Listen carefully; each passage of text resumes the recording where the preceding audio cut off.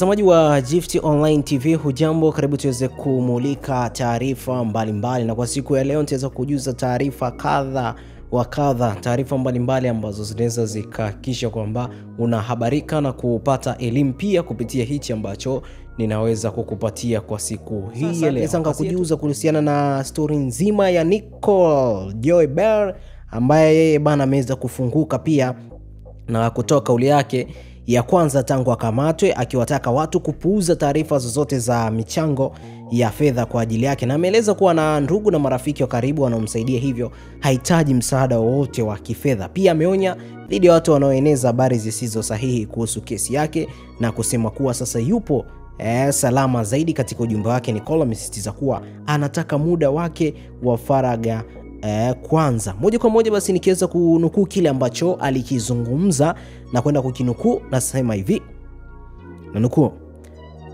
habari, napenda kutoa shukrani zangu za dhati kwa wote wenye nia njema nami. Naomba sana taarifa za michango ya fedha kwa nia ya kunisaidia kivyovyote zipuuzwe. Mimi nina ndugu, marafiki na watu wa karibu ambao hawashindwi kufanya jambo, lakini ilibidi taratibu zote zifuatwe. Mtu yeyote asidanganye umma kuwa nahitaji michango. Kila kitu kipo sawa na niko salama na ng'aa kuliko zamani. Kuku na makange ya jela yameninawirisha. Sio sahihi mtu yeyote kuweka mdomo na pua yake kwenye kesi inayoendelea mahakamani. Waliopokea pesa wanazidi kurudisha na haki yangu nimepatiwa. Na wasihi sana, sihitaji michango yeyote kutoka kwa mtu yeyote. Kionjo, yamkini kuna mtu yoyote alinisolola kwa njia yoyote ile, kuanzia wasanii, wanafiki, marafiki feki na wanaonigeza sauti na kenge wote. Na kuahidini nitakurudia si punde. Naomba muda nishushie jela na kimweti cha baridi kwanza. Mwisho wa kunukuu.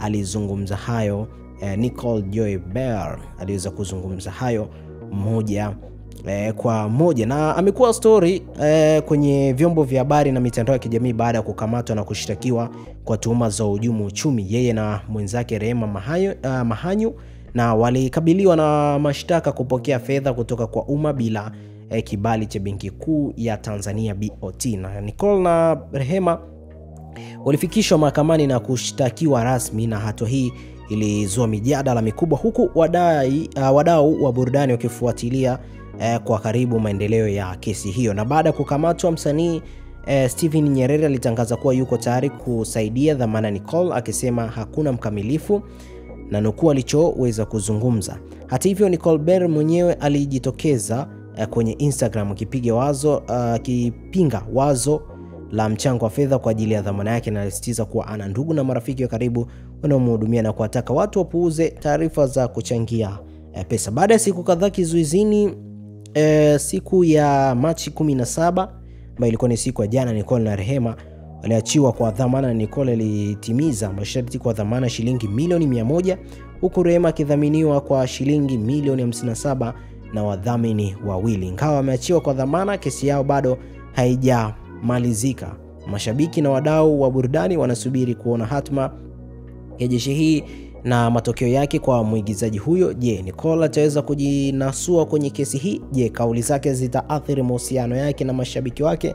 Majibu yatapatikana siku ya hukumu. Moja kwa moja nimetia nukta hapo kwenye taarifa hiyo. Tumalizie na kimataifa, ambapo Rais wa Marekani Donald Trump amepinga hadharani misamaha ya rais iliyotolewa na Joe Biden katika siku zake za mwisho madarakani, akidai kuwa ilisainiwa kwa tuhuma kwa kutumia mashine ya autopen badala ya kusainiwa kibinafsi. Na Trump anadai kuwa Biden hakuwa na ufahamu wa moja kwa moja juu ya misamaha hiyo, ambayo iliwanufaisha baadhi ya wanachama Congress waliokuwa wakichunguza shambulio la Januari 6 pamoja na watu wengine. Na ingawa Trump hana mamlaka kisheria kufuta misamaha hiyo, kauli yake imezua mjadala mkubwa kuhusu uhalali wa msamaha wa rais na inaongeza mvutano wa kisiasa kati yake na Biden. Nikushukuru sana wewe mtazamaji wa Gift Online TV. Kwa siku ya leo nimefikia nukta, lakini endelea kutufuatilia moja kwa moja ili kuweza kupata taarifa zetu tu pindi pale zinapojitokeza. Jina langu ni Tobias Kisimo, unaweza nifuata Instagram pale kama DJ Toby TZ. Asante.